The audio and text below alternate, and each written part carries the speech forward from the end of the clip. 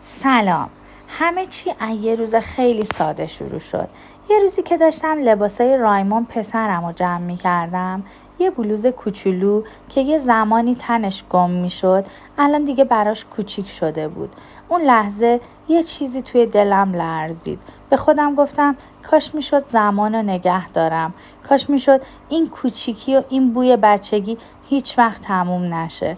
بعدش با خودم فکر کردم چرا این حس قشنگ رو با بقیه مامانا تقسیم نکنم؟ چرا یه جایی نباشه که لباس بچه فقط یه خرید نباشه، یه حس باشه، یه خاطره، یه لبخند کوچولو. همونجا بود که بیبی شارک توی دلم متولد شد.